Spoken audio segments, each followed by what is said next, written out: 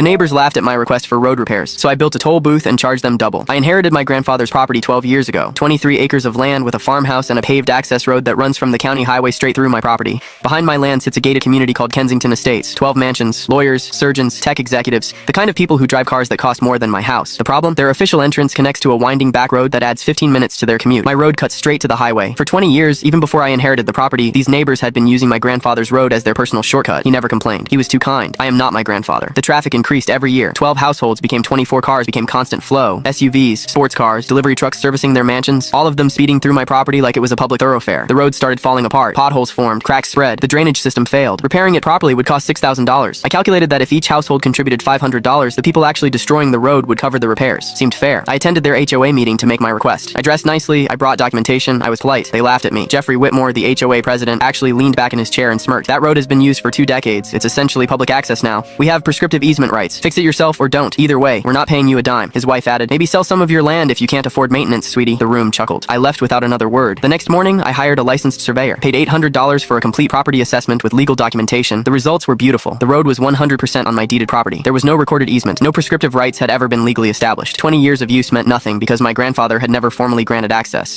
It was my private road, and completely, legally, absolutely. I consulted a property attorney. She confirmed I could restrict access entirely or charge for passage. I chose option 2. I spent $4,000 installing a professional automated toll system. Steel barrier arm, solar-powered control box, credit card reader with contactless payment, professional signage, private toll road, non-resident fee, $50 per entry. I had it operational by Monday morning. Rush hour was magnificent. Jeffrey Whitmore arrived first in his Mercedes at 7:15 a.m. He pulled up to the barrier, which remained firmly down. He honked. Nothing happened. He rolled down his window and stared at the payment terminal like it had personally insulted his ancestors. I watched from my porch with coffee. He eventually swiped his credit card. The machine beeped. The barrier lifted. He sped through, face purple with rage. Ka-ching. The next car arrived. Same confusion. Same eventual payment. Ka-ching. By 8 a.m., I'd processed 11 vehicles. By 9 a.m., police arrived. Jeffrey had called them, claiming I was illegally blocking a public road. The officer reviewed my survey documents, my property deed, and the attorney's letter confirming my rights. He walked back to the growing line of luxury vehicles and delivered the verdict. It's his private property. There's no easement on record. You can pay the toll or use the alternate route. Those are your options. Jeffrey screamed about lawyers, about lawsuits, about knowing people. The officer shrugged. Take it up with a judge, sir. Until then, this is legal. They paid. They all paid. 12 households, averaging 2 trips per day, at $50 each. That's $1,200 daily. Over $36,000 monthly. I dropped the price to $25 after the first month. I'm not heartless, just entrepreneurial. They still tried to fight it legally. 3 separate attorneys, 2 court motions, all dismissed. The prescriptive easement argument failed because my grandfather had posted private property signs for decades. Use wasn't uncontested. They offered to buy the road outright. I declined. They offered to pay the original $500 each. I laughed. Jeffrey Whitmore now swipes his credit card twice daily while avoiding eye contact with my security camera. I used the first year's toll revenue to completely repave the road. Professional grade, perfect drainage, smooth as glass. I added a second toll booth at the exit. $10 to leave. My neighbors are literally funding my early retirement. And every morning, I sit on my porch, drink my coffee, and listen to the beautiful sound of the barrier lifting. Ka-ching.